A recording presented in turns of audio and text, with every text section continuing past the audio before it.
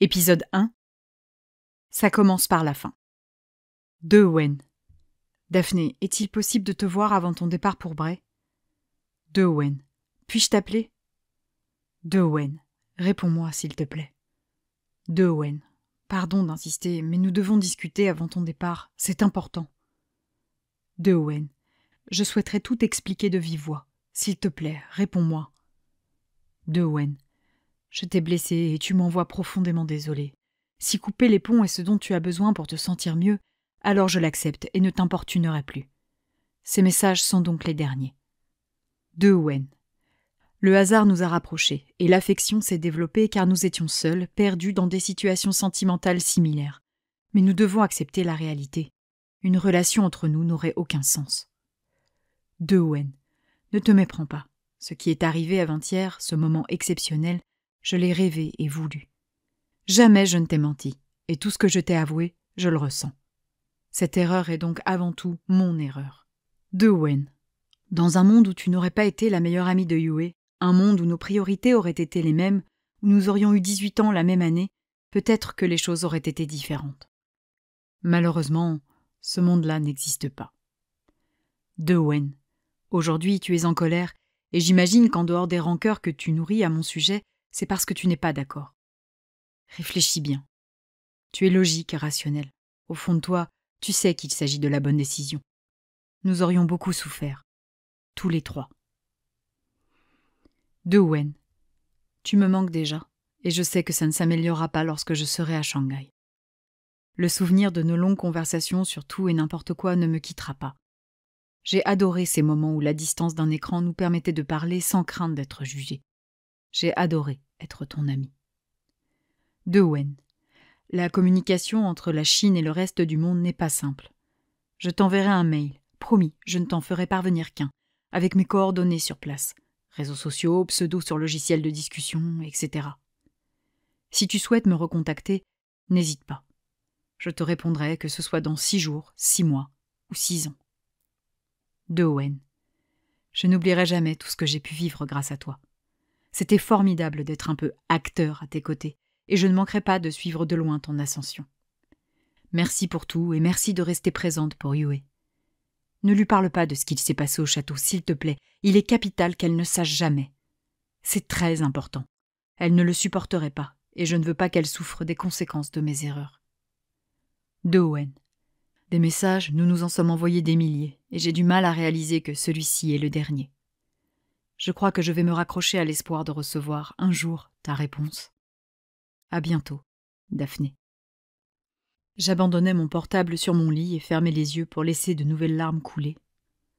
1 an à hésiter, 1 an à l'aimer en secret, 1 an à chercher des indices, 1 an pour être sûr, 1 an pour nous retrouver au pied du château de Château-Giroux, 1 an pour tout lui avouer et pour qu'il m'avoue tout en retour. 1 an pour le plus beau des premiers baisers. 1 an réduit à rien dans un message cruel et destructeur qualifiant ce miracle d'effroyable erreur. Depuis 48 heures, j'ignorais ses sollicitations. Je ne voulais pas répondre. Je n'avais qu'une envie, c'était l'insulter. Et en même temps, je l'aimais. Mais je le détestais. Mais je l'aimais. Et je le détestais. J'essuyais mes joues humides en reniflant.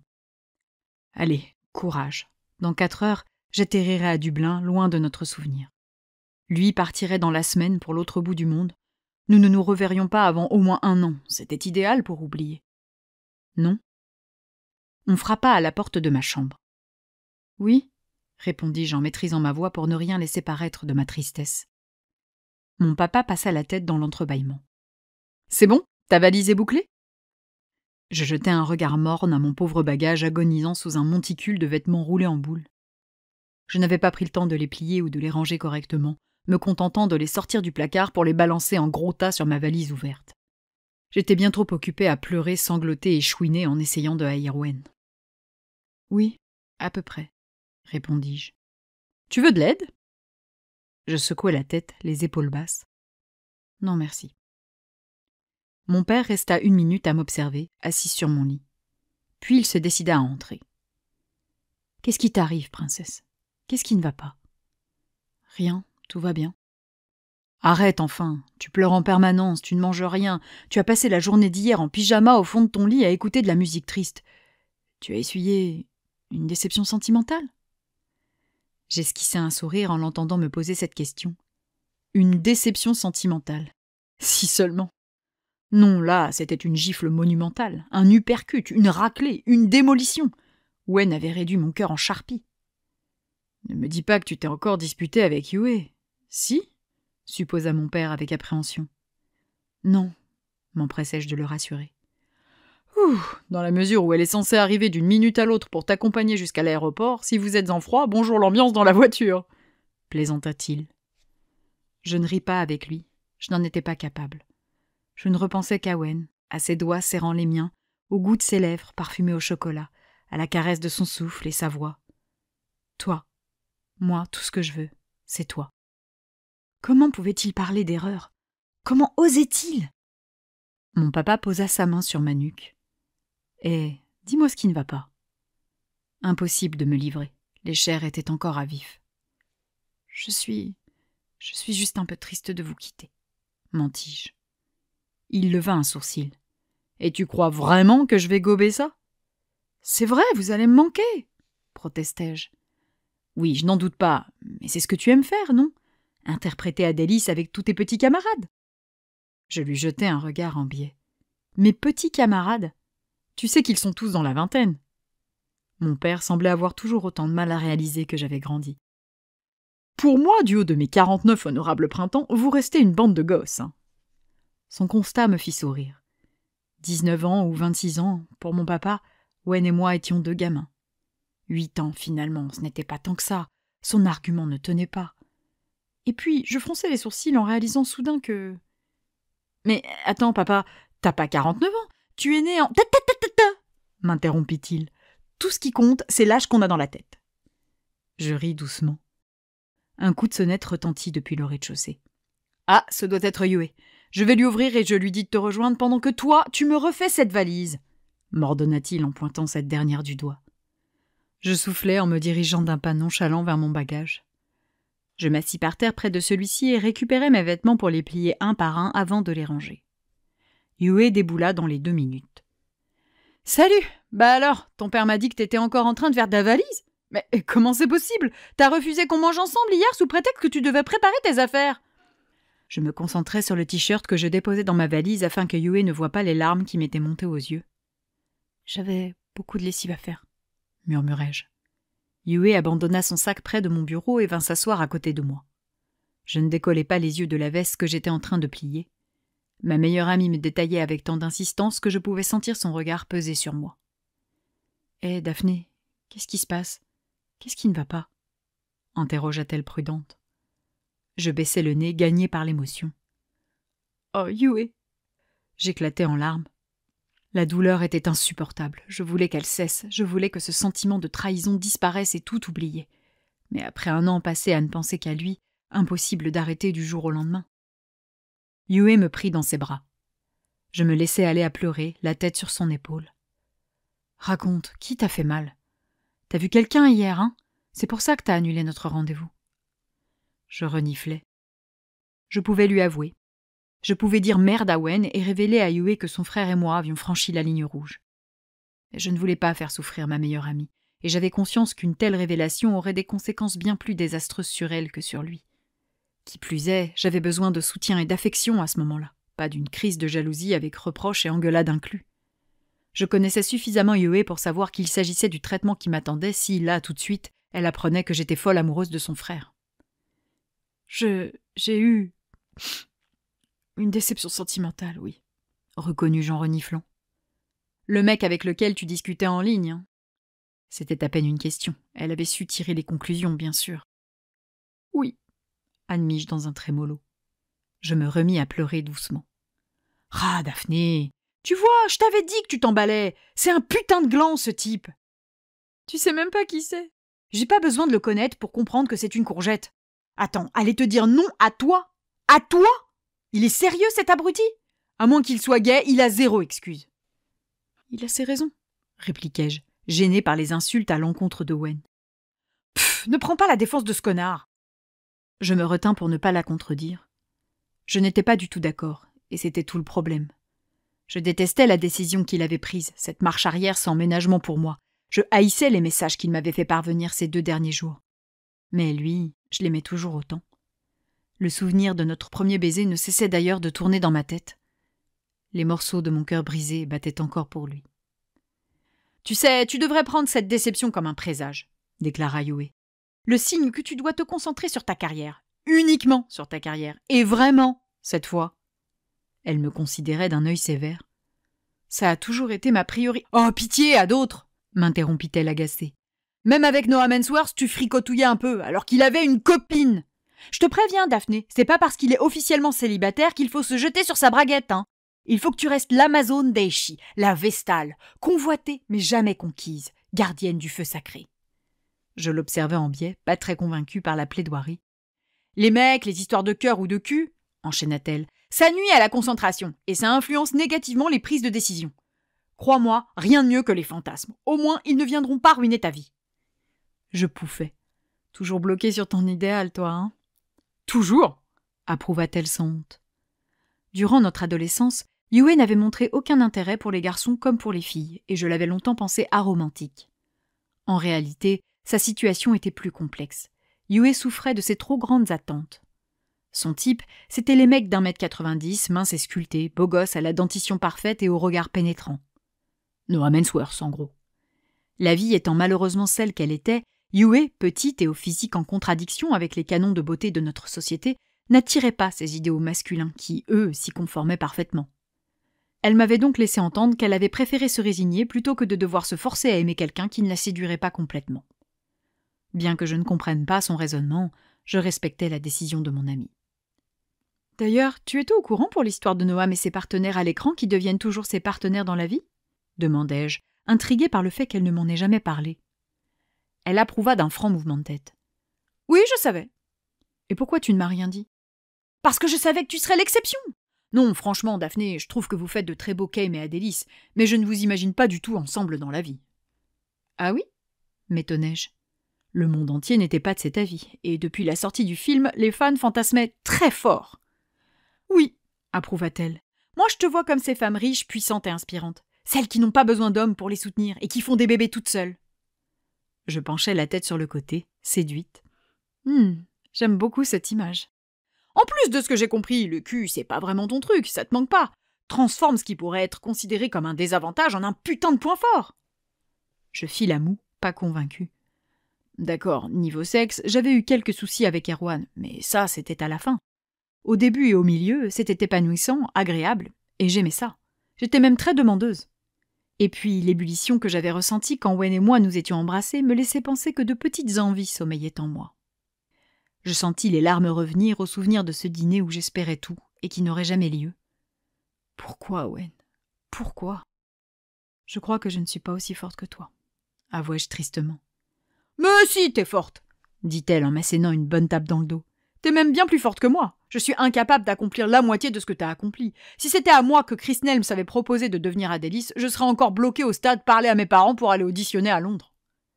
Je souris en reprenant le pliage de mon linge. Je te signale qu'on avait un accord, toi et moi, et que tu ne l'as toujours pas honoré. J'avais rempli ma part du contrat. J'avais été à Londres et j'avais obtenu le rôle. Elle devait parler à ses parents de son envie de faire une école d'art plastique. « Ah, je sais, » se désola-t-elle. « Mais tu connais mes parents et tu sais que rien n'est simple avec eux. » Je concédais d'un léger signe de tête, consciente en effet de la difficulté. « Tu as fini la préparation de ton book ?» demandai-je. Yue leva vivement le nez vers moi avec un regard ahuri. Comment tu sais ça ? Je me concentrais sur mon linge afin qu'elle ne voie pas l'émotion au fond de mes yeux lorsque je prononcerais son prénom. Wen en avait parlé. Ton neutre et désinvolte, j'avais assuré. Elle soupira. Oui, j'avais commencé à rassembler quelques dessins, mais mes parents sont tellement fiers de moi en ce moment. C'est la première fois et j'ai pas envie de tout gâcher, même si mon frangin est venu noircir le tableau en passant pour un dieu avec son année à Shanghai. Mes mains tremblaient sur le jean que j'étais en train de plier. Il m'avait tenu à l'écart de ses projets. Il ne m'avait rien dit pour Shanghai. C'était si douloureux de ne pas compter pour celui qui comptait le plus. Oui, j'imagine. Et puis après tout, tu peux continuer à dessiner à côté de ta formation, fis-je remarquer. C'est ce que je me dis, mais j'ai toujours mon crétin de frère qui vient me faire la morale avec ses « Tu gâches ton potentiel, il faut que tu t'y mettes à 100% si tu veux avoir une chance de réussir !» Il est vraiment borné parfois. Il ne veut pas comprendre qu'on n'est pas tous comme lui, qu'on peut pas tous régler la situation à sa façon. Mais c'est Wen, ça. Il est hyper binaire. Noir c'est noir, blanc c'est blanc. Ouais, c'est vraiment un abruti. Sur le coup, l'insulter me fit du bien. Mais dans la seconde qui suivit, la honte m'envahit. Je me sentais si stupide. Vivement qu'il se barre, j'en peux plus de lui, éructa Yue. Il a passé toutes les vacances d'été à la maison pour préparer son séjour. J'avais oublié à quel point il pouvait me Arrête de mentir, l'interrompis-je. Il va te manquer, je le sais. C'est pas grave, tu peux l'admettre. Yue se contenta de baisser le nez sur ma valise, les lèvres serrées. Je connaissais ma meilleure amie par cœur, et si elle parlait ainsi, c'était justement pour se convaincre qu'elle ne souffrirait pas de son absence. Habituellement, j'aurais joué le jeu, mais aujourd'hui, je ne pouvais pas m'attaquer à lui.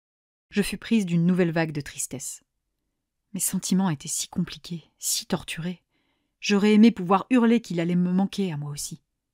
Il me manquait d'ailleurs déjà. « Bon, on termine cette valise ?»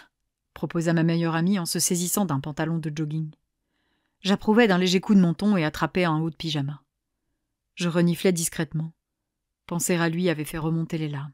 « Allez, Daphné, ça va passer », me consola Yue. « Tu vas voir, tu vas être avec tous les acteurs de la saga. Et en plus, tu vas tourner de super scènes !»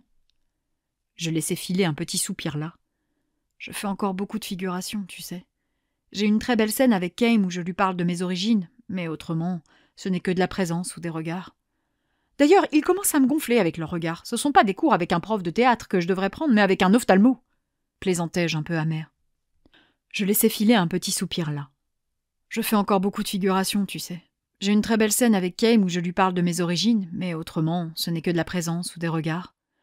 D'ailleurs, ils commencent à me gonfler avec leurs regards. Ce ne sont pas des cours avec un prof de théâtre que je devrais prendre, mais avec un ophtalmo.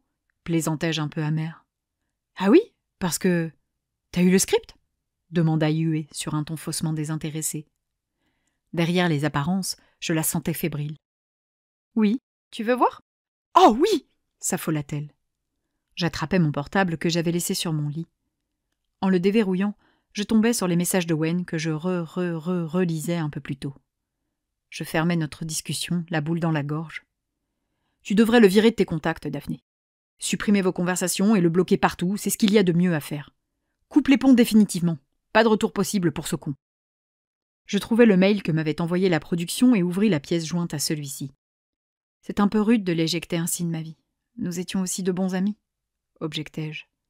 Le script désormais ouvert, je tendis mon portable à Yue qui s'en empara avidement. Parce que tu vas supporter de le voir étaler sa vie sans toi ? Ses soirées avec ses potes, ses petits bonheurs, ou pire, sa nouvelle meuf ? Je fus prise d'un frisson d'effroi. Wen allait forcément vivre des choses exceptionnelles et faire des rencontres à Shanghai. Constater qu'il vivait une vie heureuse sans moi me ferait mal, c'était évident. Tu as raison, admis-je. Je vais y réfléchir. Yue ne m'écoutait plus, les yeux rivés à mon portable, plongé dans le prochain Eishi. Oh j'ai hâte de voir Brian Reed dans le rôle de leur oncle. Ils l'ont tellement bien choisi. Oh, le passage avec le Kelpie. Adélis est en osmose avec les Kelpies, qui sont également métamorphes, me rappela-t-elle. Oui, d'ailleurs, j'ai pas bien compris. Un Kelpie, c'est une sorte de cheval, c'est ça ? Yue leva le nez vers moi avec un regard mauvais. Je lui aurais craché un molar en pleine face qu'elle ne m'aurait pas regardé différemment. Un cheval d'eau, précisa-t-elle froidement, toujours aussi pointilleuse sur les détails de la saga. Ils sont censés pouvoir prendre forme humaine, mais ont perdu cette habileté avec le temps. Aujourd'hui, ce sont des chevaux qui vivent dans les lacs et les cours d'eau. Oh, ok. T'as vraiment pas beaucoup de texte, se désespéra-t-elle en faisant tourner les pages du document. Ça viendra. Entre le 4e et le 5e livre, j'ai quand même de sacrés moments à jouer. Oui, c'est vrai. Et vivement le 6e. L'autrice l'a promis pour dans 2 ans. Il paraît qu'elle est en pleine réécriture, là. J'ai hâte, tu n'imagines pas. Elle me rendit mon téléphone.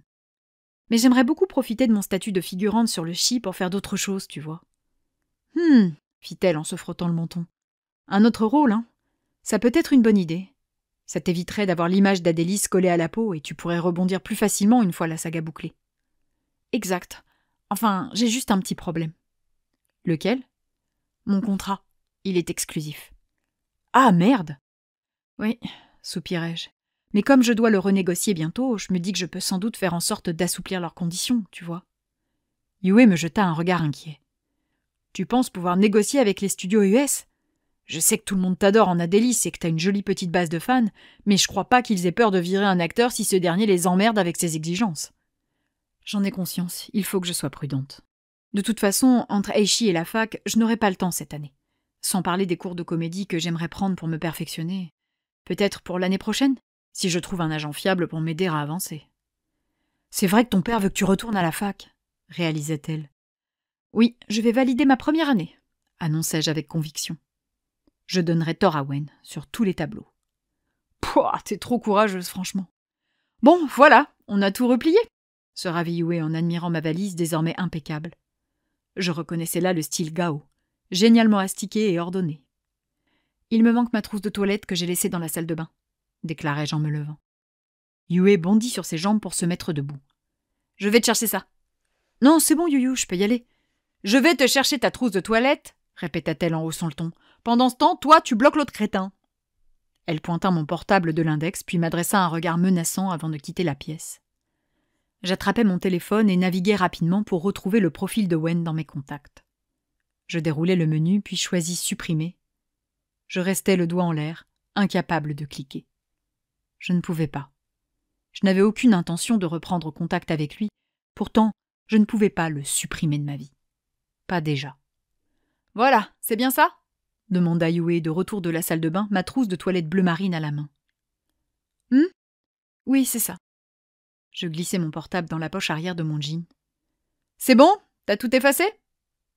Je souris en me penchant pour récupérer ma valise. « Oui, absolument tout. »